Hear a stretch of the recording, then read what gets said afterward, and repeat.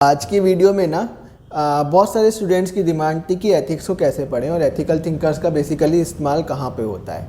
तो मैं उसके लिए ना आज एक छोटी सी वीडियो ला रहा हूँ, पूरा एथिक्स नहीं बता रहा हूँ, बट मैं आज आपको ये चीज़ बहुत एक इम्पॉर्टेंट चीज़ बताऊँगा कि कैसे हम सिर्फ 3 थिंकर्स पढ़ के इस बार मेंस में 4 आंसर्स लिख सकते थे। ठीक है, तो कहने का मतलब ये है कि सेलेक्टिव पढ़ के आप कैसे उन सेलेक्टिव स्टडी को मल्टीपल जगह यूज़ कर सकते हो एथिक्स में, उसका आज हम थोड़ा सा बहुत शॉर्ट में ब्रीफ में डिस्कशन करेंगे। देखो, सबसे पहला इंपॉर्टेंट थिंकर आता है हमारे पास सॉक्रेट्स। सॉक्रेट्स की एक बहुत इंपॉर्टेंट थ्योरी है जिसको वो बोलता है spirit of inquiry and scientific temperament. इससे ये बोलता है कि आइडियाज़ एंड नॉलेज ये दो बहुत इंपॉर्टेंट चीज़ हैं। इस इंपॉर्टेंट चीज़ से ही हम स्टेटस क्यू को चैलेंज करते हैं। स्टेटस क्यू मतलब जो हमारी करंट सिचुएशन है उसको चैलेंज करते हैं, और ये चैलेंज करना ही सबसे बड़ा एक इंटेलिजेंट पर्सन की कैरेक्टरिस्टिक होती है। ठीक है, इस थ्योरी से बेसिकली ये कहना चाहता है कि ideas and knowledge are the 2 basic assets of an individual. और ये कब डेवलप होंगे? ये जब डेवलप होंगे जब हम स्टेटस क्यू को चैलेंज करेंगे, बेसिकली जब हम क्वेश्चन पूछना स्टार्ट कर देंगे। ठीक है, तो हमारा इस बार एक क्वेश्चन आया था, education is not an injunction but a pervasive tool of all round development, analyse national education policy in light of above statement. अब यहाँ से एक चीज़ समझो, ये पूछ रहे हैं कि एजुकेशन सिर्फ एक इंजंक्शन नहीं है बट एक ये टूल है जिससे इंडिविजुअल का ऑलराउंड डेवलपमेंट हो सकता है। अब इसको आप कितने सारे तरीके से लिख सकते थे, बट क्वेश्चन एथिक्स में पूछा गया है तो हमें एथिक्स के रिस्पेक्ट में लिखना था इस आंसर को। ठीक है, तो अब हम देखो, एक चीज़ मैं आपको बताता हूँ, जो हमारी नेशनल एजुकेशन पॉलिसी है उसके अंदर आपका एक पॉइंट है NRF is national research foundation. इसका बेसिकली पर्पज़ है, ये एक नेशनल ऑर्गेनाइजेशन बनाई गई है जिसका पर्पज़ है स्टूडेंट्स के बीच में रिसर्च को प्रमोट करना। ठीक है, तो ये पॉइंट आप स्पिरिट ऑफ इंक्वायरी के साथ मिलकर अगर लिखोगे और इसको लिखोगे कि NRF is as per the Socrates policy of spirit of inquiry and scientific temperament which promotes ideas and knowledge among the students from which they can change the status quo. ठीक है, तो उससे इम्प्रेशन कितना अच्छा पड़ता, क्योंकि आपने Socrates mention कर दिया। जब आपने एक एथिकल थिंकर मेंशन कर दिया तो आंसर पूरा का पूरा एथिक्स के रिस्पेक्ट में चला गया। ठीक है, तो इस तरीके से हमें यहाँ पे ये आंसर लिखना था। एक और क्वेश्चन था आपका, hatred is destructive of persons wisdom and conscience that can poison the nations spirit. तो मेन कीवर्ड्स क्या है इसके अंदर? मेन कीवर्ड्स हैं आपके हेटर्ड एंड विजडम। मैं यहाँ पे ना आपको एक सॉक्रेट्स का कंसेप्ट बताता हूँ। सॉक्रेट्स का मैं आपको यहाँ पे कंसेप्ट बताता हूँ। सॉक्रेट्स बोलता था कि accept ignorance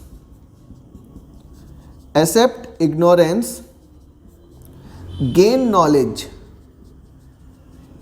accept ignorance gain knowledge, develop virtue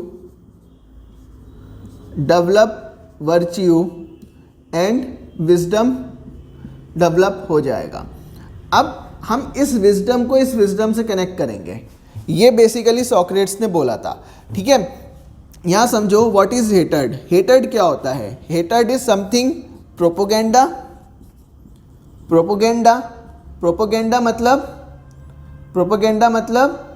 आपका फॉल्स न्यूज़ और फॉल्स इंफॉर्मेशन।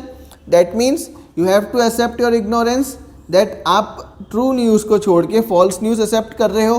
तो उससे क्या होगा? उसके बाद आप नॉलेज को गेन करोगे, नॉलेज से वर्च्यू डेवलप होगा, उससे विजडम डेवलप होगा और उससे हैप्पीनेस डेवलप होगी। ये सॉक्रेट्स की थ्योरी थी। अब इस पूरी थ्योरी को आपको इस आंसर के अंदर एक्सप्लेन करके लिखना था कि जो आपका हेटर्ड है वो एक प्रोपोगेंडा है। प्रोपोगेंडा क्या होता है? एक फॉल्स न्यूज़ होती है जिससे आपको फॉल्स नॉलेज मिलती है। ठीक है, जब फॉल्स नॉलेज मिलती है तो जो नेशनलिस्ट हैं वो वर्च्यू डेवलप नहीं कर पाते। ठीक है, और आपकी जो ये एक कैरेक्टरिस्टिक है नेशंस स्पिरिट, नेशंस स्पिरिट मतलब राष्ट्र भाव की भावना, राष्ट्र जन की भावना जो होती है वो एक वर्च्यू होती है आपकी बेसिकली, ठीक है। तो जब आप नॉलेज ही नहीं गेन कर पा रहे हो तो नेशन स्पिरिट कहाँ से आएगी आपके अंदर? जब नेशन स्पिरिट डेवलप, जब वर्च्यू डेवलप नहीं होगा तो विजडम नहीं आएगा, विजडम नहीं आएगा तो हैप्पीनेस नहीं आएगी, जब हैप्पीनेस नहीं आएगी तो नेगेटिव फीलिंग्स आएंगी, नेगेटिव इमोशंस आएंगे। तो नेगेटिव इमोशंस क्या है? Hatred, hatred is the negative emotions. तो इस तरीके से आपको पूरा लिंक करना था इस आंसर को।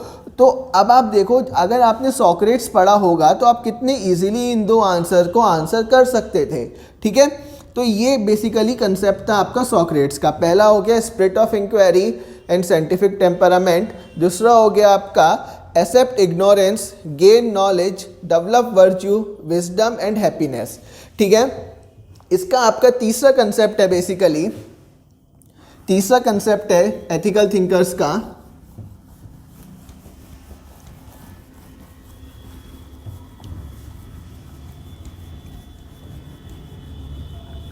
तीसरा कंसेप्ट आता है इसका, जिसको हम बोलते हैं मॉरल इंटेलेक्चुअलिज्म। ये क्या होता है? Moral intellectualism. मॉरल इंटेलेक्चुअलिज्म का बेसिकली मतलब ये होता है कि एनी एथिकल पर्सन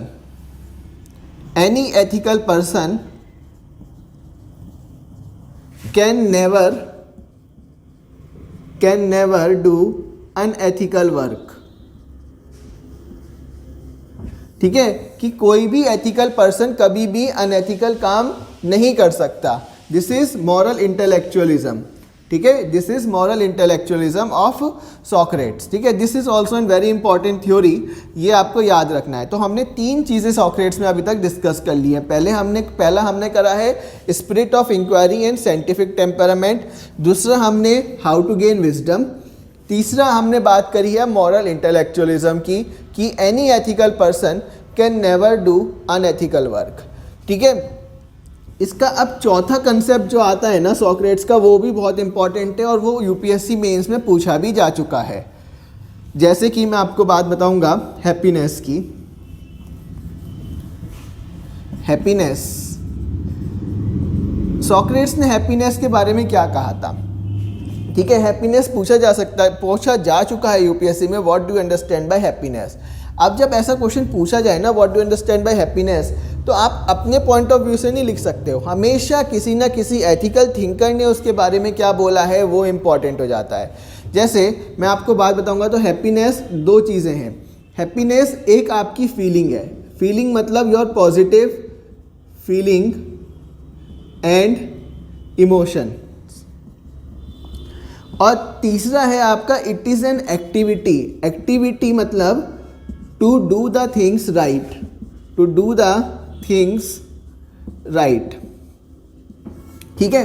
तो जितने भी आपके एथिकल थिंकर हैं, वो चाहे वो सॉक्रेट्स हो, चाहे वो प्लेटो हो, चाहे वो एरिस्टोटल हो, सब ने हैप्पीनेस को एज अ एक्टिविटी कंसीडर करा है, यानी to do the things right. Now how to do the things right, हमारे लिए जो चीज़ सही है मे बी आपके लिए सही ना हो, जो मेरे लिए सही है वो आपके लिए सही ना हो, तो उस चीज़ को इन्होंने एक्सप्लेन करा है, उस चीज़ को हम इसके अंदर एक्सप्लेन करेंगे, ठीक है।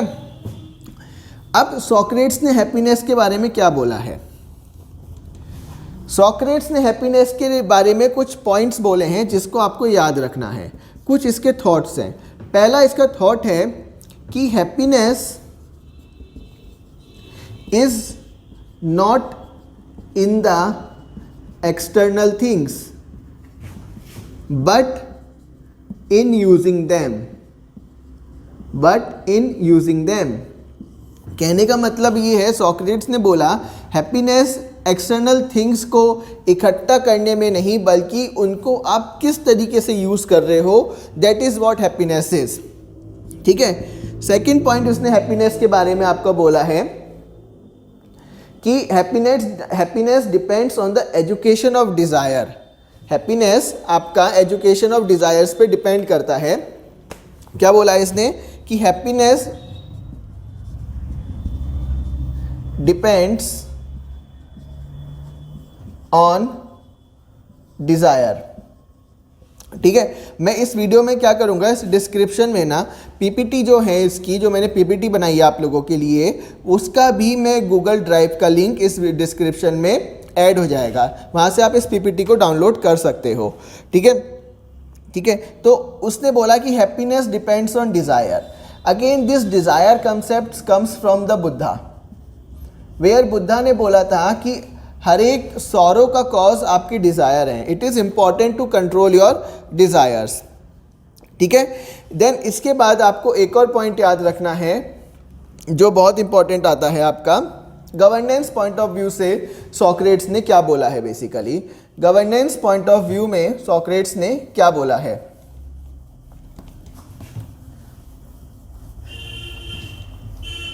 ठीक है, ये सारे पॉइंट्स ना, बस इतने पॉइंट्स भी याद रखोगे ना, it's more than enough.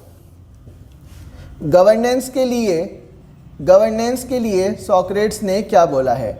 Governance के लिए सॉक्रेट्स ने सबसे पहले बोला है कि अ गुड गवर्नेंस क्या होता है। Good governance is the one where administrators are those who know about themselves. मतलब what he said that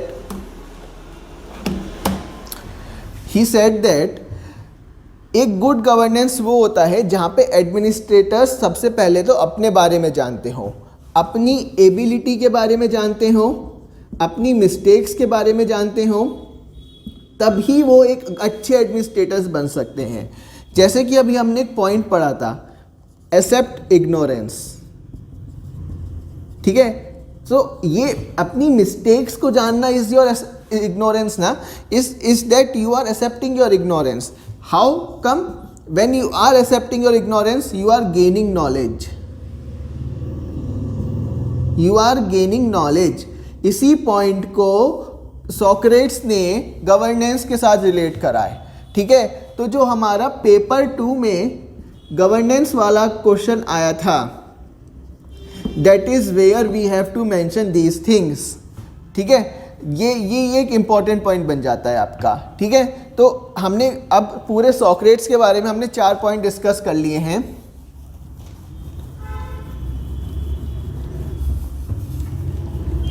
पहला हमने डिस्कस कर लिया है आपका scientific temperament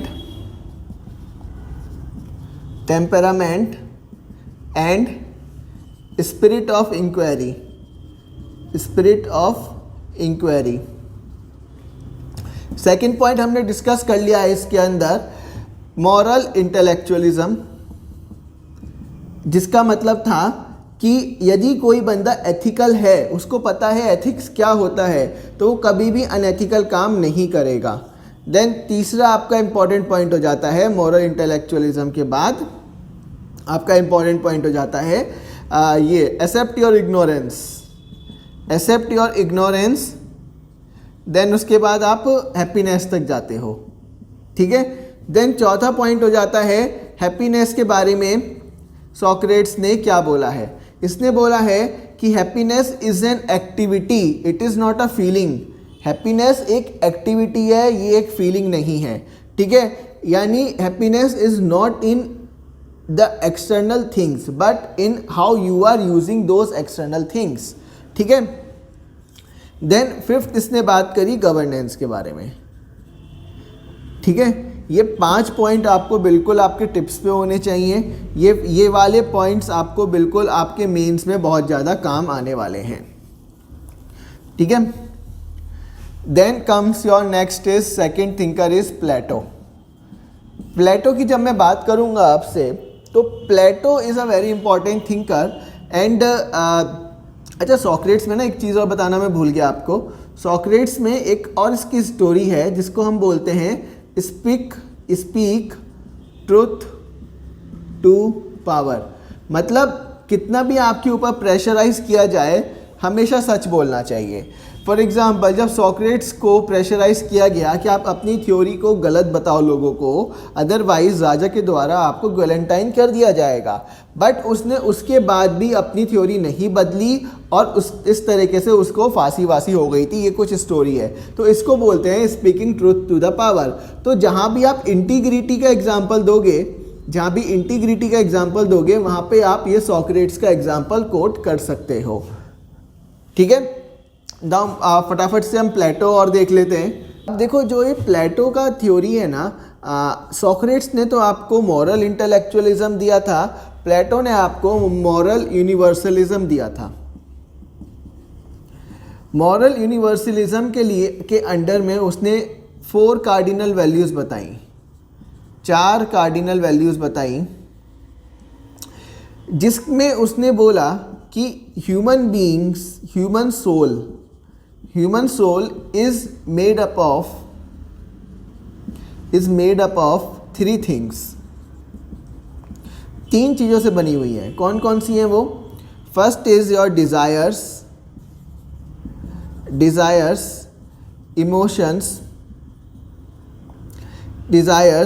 emotions and your reason, right, and your reason. तो उसने बोला कि when we go to the reason, जब भी हम कोई काम करते हैं और उसका हमारे पास रीज़न होता है, that leads to prudence. Prudence को हम बेसिकली बोलते हैं प्रैक्टिकल विजडम। ठीक है, now when we are able to control our desires, जब हम अपनी डिज़ायर्स को कंट्रोल कर पाते हैं, that leads to your temperance. ठीक है, टेम्परेंस। देन जब हम अपने इमोशंस को कंट्रोल कर पाते हैं, दैट लीड्स टू करेज। ठीक है, और ये प्रूडेंस, करेज और टेम्परेंस मिलके leads to justice. This is the moral universalism of Plato.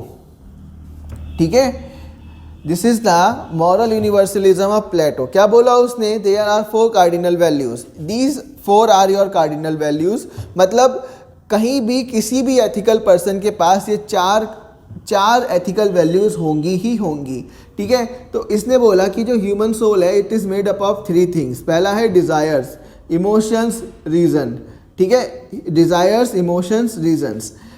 Reason में इसने बोला if we are able to follow the reason for any act, यदि हम कोई भी कार्य करें और उसका हमारे पास कारण है, that will lead to prudence, and when we are able to control our emotions, it will lead to courage, and when we are able to control our desires, then it will lead to temperance, and these prudence, courage and temperance मिलके बनाते हैं justice। prudence मतलब your practical wisdom मतलब that is something practical, pragmatic in the nature, मतलब जो आप real life में कर सकते हो। ठीक है, courage is your brave, it's not braveness, it's your समझदारी basically। temperament is the act of controlling your desires। ठीक है, जब आप इन तीनों चीज़ को अपनी एक्टिविटी में इन्वॉल्व कर लेते हो, then you are going to deliver the justice, and this justice is something doing the things right, which Plato said leads to happiness, ठीक है। सो इस तरीके से थोड़ा सा हम चार्ट बना के जब हम प्लेटो और इन सब को पढ़ेंगे तो हम चीज़ों को ज़्यादा याद रख पाते हैं। ठीक है, ये आपका ह्यूमन नेचर है। देन इसके बाद हमारे पास आता है नेक्स्ट इज कार्डिनल वैल्यूज़, मैंने आप लोगों को बता दिया है। Then what is moral education, Aristotle क्या बोलता है? ठीक है, एरिस्टोटल का ना एक बहुत इंपॉर्टेंट कंसेप्ट आता है एरिस्टोटल का।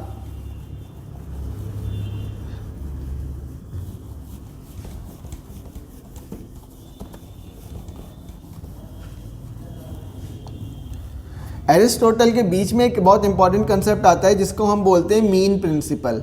मीन प्रिंसिपल क्या होता है आपका? मीन प्रिंसिपल का मतलब होता है, मीन प्रिंसिपल का सबसे सिंपल सा मतलब होता है आपका कि कभी भी एक्सट्रीम्स को फॉलो मत करो, कभी भी एक्सट्रीम्स को फॉलो मत करो, हमेशा मिडल पाथ लेना चाहिए। टेक ऑलवेज मिडल पाथ, ठीक है। in fact this middle path theory was also given by Buddha, ठीक है। So this is an important concept of Aristotle, ठीक है। देन इसके बाद ना एक क्वेश्चन भी हमसे पूछा गया था, जैसे फॉर एग्जांपल आपका जो तीन चीज़ें हैं, जैसे आपका होता है कावर्ड, कावर्ड इधर आता है आपका फुल हार्डीनेस, फुल हार्डीनेस, या फिर इसको आप बोल सकते हो रेकलेसनेस, रेकलेसनेस। ये दो एक्सट्रीम्स हैं, ठीक है। कावर्ड मतलब डरपोक और फुल हार्डीनेस मतलब जहाँ पे ज़रूरत नहीं है वहाँ पे भी आप अपना बेसिकली ज़्यादा ब्रेवरी दिखा रहे हो। इन दोनों को अवॉइड करके हमेशा हमको मिडल पाथ लेना चाहिए, that is your courage, that is your courage, ठीक है। This mean principle concept also applies to civil servants. Civil servants हमेशा हमेशा इंपॉर्टेंट टॉपिक रहा है। इनफैक्ट इस बार भी मेंस में सवाल पूछा गया था इसके ऊपर भी, ठीक है। तो अब देखो एम्पैथी क्या, फॉर एग्जांपल मैं एम्पैथी की बात करता हूँ। Empathy is very important. Empathy मतलब होता है you have to put in yourself in other situation and analyse, क्या आप उस सिचुएशन में क्या करते, ठीक है। दिस दैट इज एम्पैथी, मतलब putting one's into the others shoes, ठीक है। तो इस एम्पैथी, अब अगर एक सिविल सर्वेंट ज़्यादा एम्पैथिक है, मतलब एक लिमिट से ज़्यादा एम्पैथिक है, तो वो कभी भी आपका एक जस्टिस डिलीवर नहीं कर पाएगा। फॉर एग्जांपल जस्टिस कभी भी डिलीवर नहीं कर पाएगा, यानी over empathy, over empathy will never lead to justice. For example यदि किसी सिविल सर्वेंट का काम है लैंड एक्विजिशन करना, यानी जो गरीबों ने गलत तरीके से रेलवे ट्रैक्स के अराउंड अपनी झुग्गी झोपड़ी बना ली है, उनको हटवाना, ठीक है। तो अगर वो सिविल सर्वेंट ज़्यादा एम्पैथिक होगा तो वो कभी भी उन लोगों को वहाँ से हटा नहीं पाएगा, और जबकि उनको वहाँ से हटाना जस्टिस नहीं है, बल्कि उनको वहाँ से हटाना जस्टिस होगा इस केस में, क्योंकि उससे ना तो उन लोगों का कोई फ़ायदा हो रहा है और ना ही सरकार का कोई फ़ायदा हो रहा है, ठीक है। तो ये सारी चीज़ें आपको यहाँ पे देखनी है। देन उसके बाद आपको थोड़ा सा आइडिया होना चाहिए कि एरिस्टोटल ने मोरल एजुकेशन के बारे में क्या बोला है। मैं आपको एक इम्पॉर्टेंट चीज़ बताता हूँ। एक चीज़ बोली जाती है कि whether ethics can be taught in class, क्या उसको क्लास में पढ़ा सकते हैं या नहीं पढ़ा सकते। तो ये क्वेश्चन बहुत बार पूछा गया है यूपीएससी में, can ethics be taught in the class, क्या हम क्लास में एथिक्स पढ़ा सकते हैं या नहीं पढ़ा सकते हैं, ठीक है। तो इस पे एरिस्टोटल ने क्या बोला है? एरिस्टोटल ने बोला है एथिक्स कभी भी पढ़ने से नहीं आती है, ये हमेशा प्रैक्टिस करने से आती है, ठीक है। इसके अलावा इसने एक और पॉइंट बहुत इंपॉर्टेंट पॉइंट पूछा है। कभी भी आपसे ऐसा क्वेश्चन आ जाए कि can ethics be taught in the class, then you have to quote Aristotle in this, you will say that ethics कभी भी पढ़ने से नहीं आती है, वो हमेशा प्रैक्टिस करने से आती है, ठीक है, हमेशा प्रैक्टिस करने से आती है। तो इसने बोला कि if a person know what is ethics,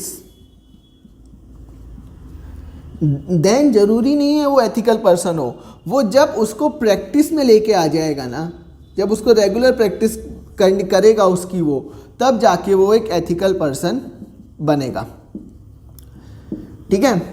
ये थोड़ा सा आप लोग याद रखना। बेसिकली इस वीडियो में ना मेरा एक यही पर्पस था कि मैं आप लोगों को ये चीज़ समझा सकूं कि कैसे एथिकल थिंकर्स को हम मेंस की राइटिंग में इस्तेमाल कर सकते हैं, ठीक है। ये तीनों थिंकर्स बहुत इंपॉर्टेंट हैं हमारे, क्या बोलते हैं इनको, सोक्रेट्स, एरिस्टोटल एंड प्लेटो। इन तीनों का आपको बिल्कुल याद रखना है, ठीक है। मैं ऐसे बीच बीच में और भी एथिकल थिंकर्स की वीडियो ला के आपके लिए वीडियो बनाता रहूँगा, ठीक है। आपको कोई भी प्रॉब्लम हो, डाउट हो, तो आप कमेंट कर सकते हो। और जो मैंने इन तीनों के लिए पीपीटी बनाई है, कुछ इंफ्रास्ट्रक्चर इशू की वजह से मैं OBS वगैरह का इस्तेमाल नहीं कर पाया हूँ, इसलिए मैं ब्लैक बोर्ड पर ही आप लोगों के लिए क्लास बना रहा हूँ ये वाली। तो मैं वो पीपीटी गूगल ड्राइव के अपलोड करके उसका लिंक डिस्क्रिप्शन में शेयर कर दूँगा। Thank you.